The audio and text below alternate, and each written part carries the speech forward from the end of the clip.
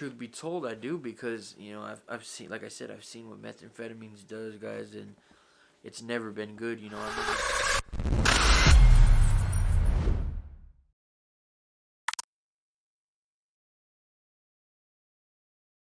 YouTube, what's the deal like a pickle? It's your boy Zay back with another brand new banger for y'all. It's the Life with Zay. Thank you for clicking on that channel. Check it out if you're new here. Look around, see if there's something for you. If there ain't, you better get up out of here. If there is, what I need y'all to do is hit that subscribe button down below. Also turn the bell on so you know when I drop these bangers on y'all. We sitting at 2,060 subs and climbing. We're gonna keep moving up, keep taking it over, running it up. Y'all know how I do. If you're already part of the family, you're already in those subs. I appreciate y'all more than y'all know. It's Saturday night. Y'all know what that is. Crazy, y'all normal to us, cause that shit be crazy, y'all. But it's normal life for us on this side. So check it out. This one right here is gonna be some of the craziest things I've seen in the dope game, in the trap, whatever you want to call it, right? I've seen some crazy things, like stuff that I don't think I'll ever forget, you know what I mean? It's just crazy, down to little girls like 13 years old smoking dope, selling their body, and just crazy shit, like girls I went to middle school with. Like I literally would go to school and see these same girls that were doing that, and I'm like, man, this shit's embarrassing, it's kind of awkward and weird, you know what I mean? Make you feel a little bit weird, but it is what it is, that's how they chose to live. That's their life. A little bit of background, my family back then, every one of them was on drugs, like down to the youngest, oldest, every one of them. They were all using, it was crazy. I was the only one in my family really that would stream away from that, you know what I mean? Like wouldn't do that, because I seen the effect it had, and I seen the things that it did, and it was just crazy. The effect I seen it take on people that I love, and people that I was with every day, and I mean, they're still regular people, they're still normal people, they just got an addiction, and that shit's like a disease, bro. Like that shit really kills, people don't understand that. I've seen like the craziest things you can think of, you know what I mean? Like from people selling their kids' clothes to people just like willing to do anything, bro. Like grown men, like willing to literally give their body up to somebody for drugs. Like it's just crazy, bro. And we had to live that, we had to live in that, and it was just crazy. Like, I remember so many times just some of the stuff that they would bring, I've told y'all before, my dad was a plug. He did his time. Any law enforcement watching, you can't find, he did his time. We all did our time. But like I said, my dad was a plug, and some of the things they would bring us was wild, bro. Like I remember one year, this dude, he had 4 kids. I'm not going to say his name. I see him around sometimes still too. But he had 4 children, guys. And this was literally, he had a reputation for stealing from his girl, you know what I mean? Because she would come to my house, like, raising hell. Like, where's this and this? He stole this from me. And he would always get his ass beat, for doing that by one of my family members or my dad or someone, and his wife. My hair's wet, guys. My bad. And so he already had a reputation for doing that, you know what I mean, for stealing and all this shit. But I remember one year he brought his kids' school clothes, all of them, and he wanted like $10 worth of drugs, right, for all his kids' school clothes. And that's probably like 5 uniforms each, And my dad wouldn't take them. He's like, nah, bro, I'm not taking that, you know what I mean? And he's like, please, just take them. He didn't take him, he ended up making him leave. I think he might have gave him the drugs, just like, take your kid's stuff home, because he knows that if he didn't do that, he's going straight to the next drug house to do that, and he didn't want him to do that. So that's some of the things, and they got used to that, and that's unfortunate, because that would cause a lot of problems, But yeah, man, that's one of the things that I seen, in this whole thing, what drugs make you do is it's an ugly thing,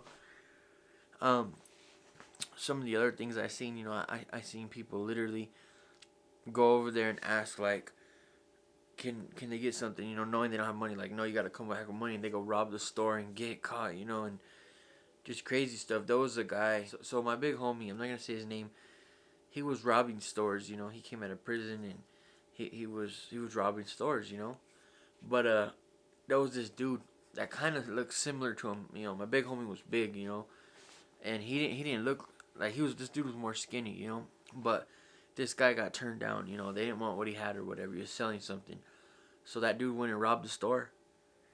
And the cops we're already looking at the big homie for that, and they automatically pin that on him. Boom. So they put the warrant out for his arrest. And it was a big old thing. Long story short, the homie ended up getting killed by the cops, and he shot a cop twice in the neck, And it wasn't even his thing, He wasn't even involved, And that was a crazy story. I remember my brother was sitting there begging the cops. They're holding him back, and the big homie was dying right there in the street. And my brother was begging them to call an ambulance, and the cop said, "Who? For my officer? We already got one on the way for him. We ain't calling one. Let that piece of shit die." And every time my sister would call 911, the cop would get on the dispatch and say, "No, we're good over here. We don't need that." Literally, guys, real shit. And he died right there on the street. And the whole thing stemmed from somebody wanting to get drugs that couldn't. They didn't have money for it, so they went and robbed the store, and they blamed the big homie like it wasn't even him. And it's just crazy. That's how shit be happening. Like when we were little, that's how stuff really be happening. And it's just wild to think about all the things, that took place. And, I know a lot of y'all been there, a lot of y'all been through that. And, know exactly what I'm talking about, like, you'll see people bring, drugs for pretty much anything. And it's just mind-boggling that they would sell stuff like that, like, I'm trying to think of some other, there's so much stuff, but I'm trying to think some of the off-the-wall things, like I said, I've seen pregnant women, 9 months, 8 months, and buy some drugs, or whatever, and they're pregnant, bro. They're literally trying to sell their WIC card. Like, I get selling food stamps and all that, but you're trying to sell your WIC card so they can get milk and cheese, you know what I mean? And I've seen that, bro. I've seen that done, and it's just crazy, and my dad would always turn down a pregnant girl, never, like, nah, you ain't buying that shit here. You better go find somewhere else to get that, because we ain't going to do it here. And, they would get mad, of course, but it's just crazy, I don't understand how, a little off subject, but I don't understand how these girls do that shit that's pregnant, like that are pregnant like that, the things that it does to the baby is just, it's just crazy, and they really do that, I've seen it with my own eyes, my own two eyes, I've seen it. I've been there when people came in and they told them, like, off the jump, like, no, you can't come in, you ain't, you can't come in the spot, you ain't buying, like, you're not buying. We're not gonna sell to you. And these people still like, were like, why? Well, why not? Well, because you're pregnant. Why else? You have a damn kid in you, and you're putting this shit in your body. You know what I mean? And I get it, guys. I know, like, people, don't be a psychologist or don't be a social worker, sell it to them or whatever. Some people might think that way, but my family don't, we don't believe in that. We think that shit's disgusting, and as hypocritical as it sounds, because it's already disgusting to be trafficking, controlled substance or whatever, selling that drug anyway, but that's just pushing the line, that's taking it too far, and we never supported that, and we never will, and like I said, I don't sell meth or nothing like that, but even if I was to be selling that, I wouldn't settle a pregnant girl. Some of these dudes out here don't have no heart, and I feel like I might have been in a spot like that, but never to the pregnant girl. But I might have been in the spot where it's like, either I'm gonna eat, or my kids are gonna eat, or you're gonna, or somebody else is, because you're gonna spend the money either way. I'd look at stuff like that back then, and I'm glad I stopped. I've seen people strung out on dope, like strung out bad, where they would smoke pregnant and it didn't matter, strung out, and they talk to cops, and they give information up, and they get cut off because of that.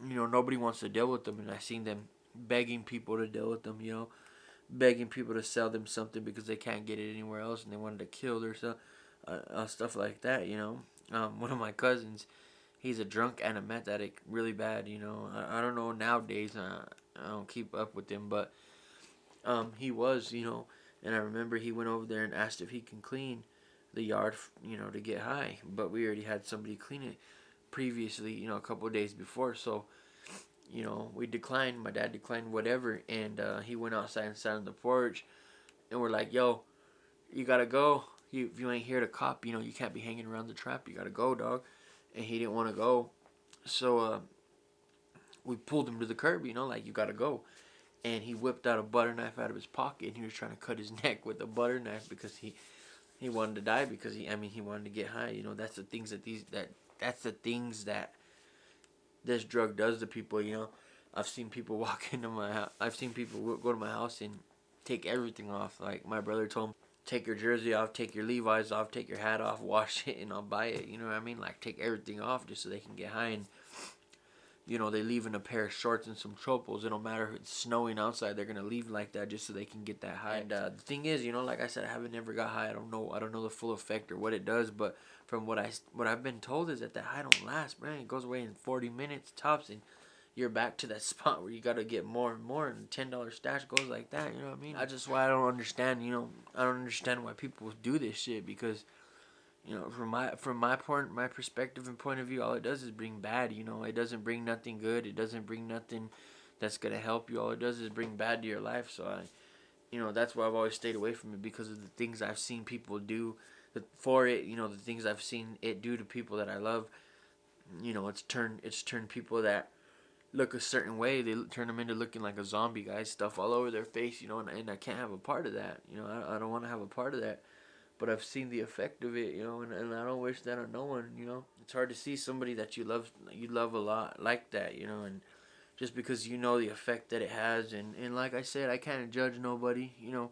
I have my faults too, and I'm not perfect, but one thing I can say is I won't do that, you know, just because what it does, you know, and I honestly look at other drugs. My bad, my hair's all long. I look at other drugs as it's better, and it's kind of stupid to say that, but truth be told, I do because you know I've seen, like I said, I've seen what methamphetamines does, guys, and it's never been good. You know, I remember the first time.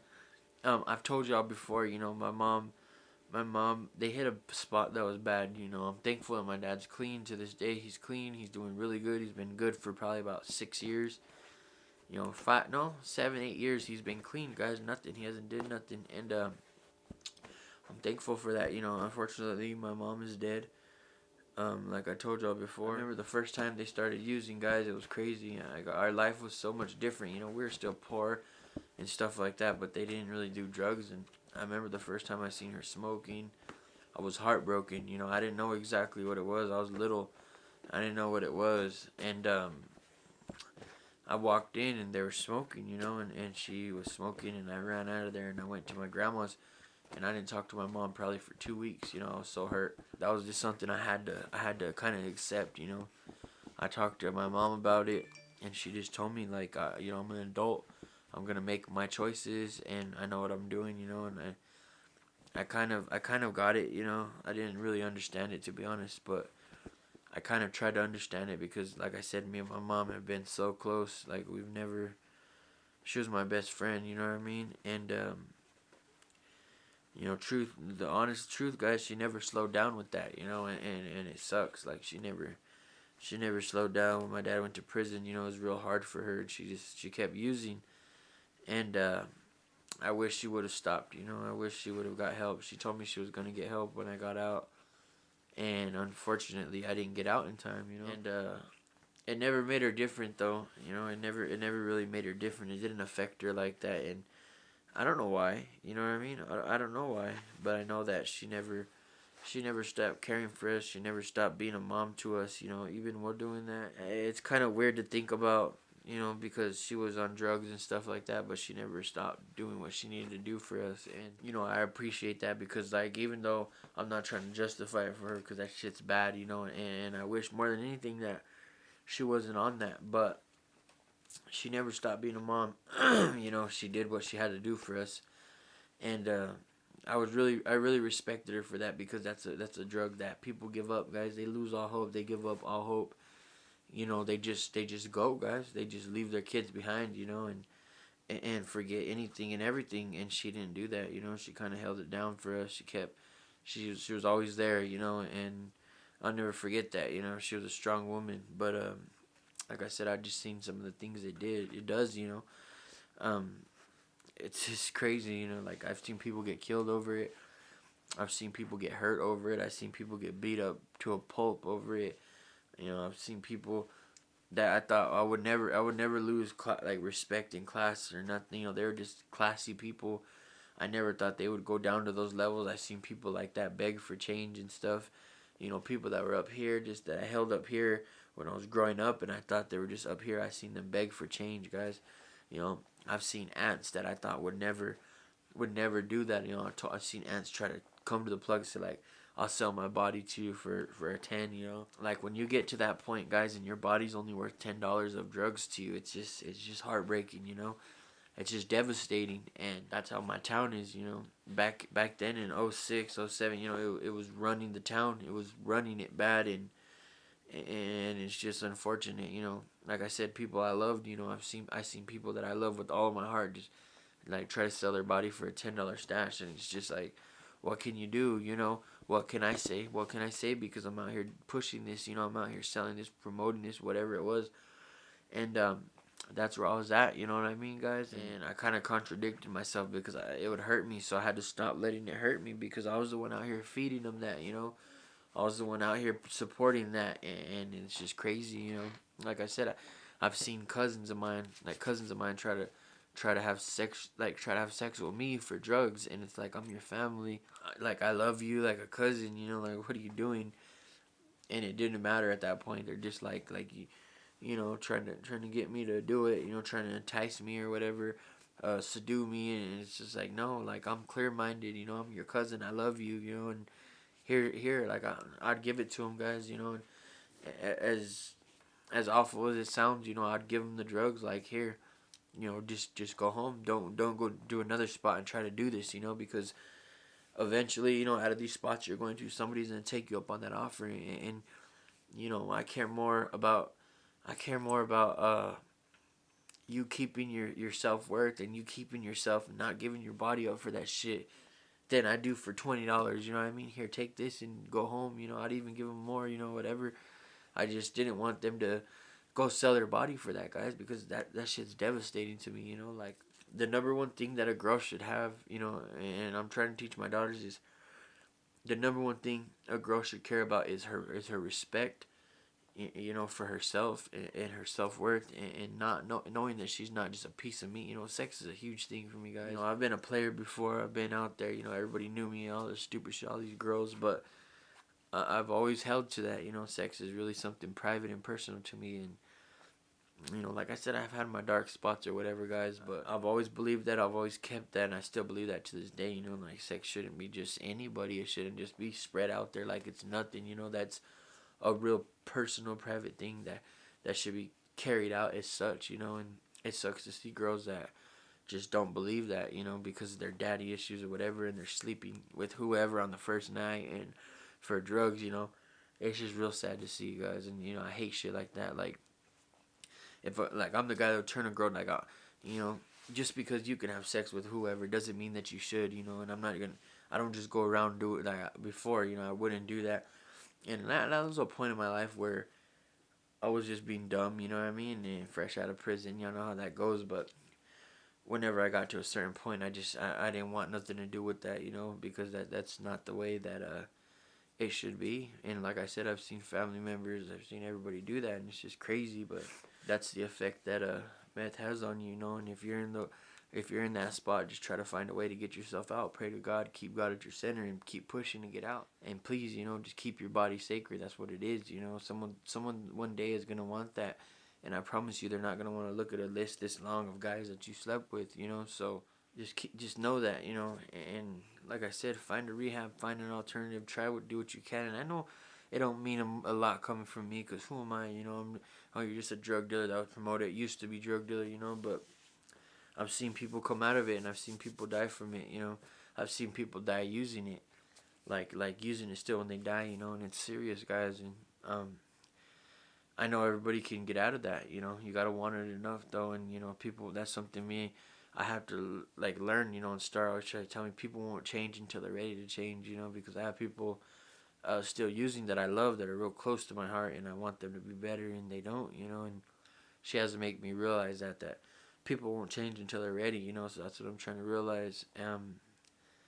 You know, but if you're using, or you got someone close to you, just know when the time's right, they'll stop, you know. And if they die using it, it's unfortunate, but just pray to God, keep praying for them, keep praying for yourself, you know, keep your family close. And like I said, it's an ugly thing. If you've never tried it, I suggest that you never do. You know, if you have to do drugs, go smoke weed, do anything else. Don't do that. You know, don't do that in heroin. Those are so ugly, and it'll put a lock on your life forever. You know, and a lock that you don't want. So don't do that. But we're coming up on 22 minutes, guys. I'm gonna get up off here.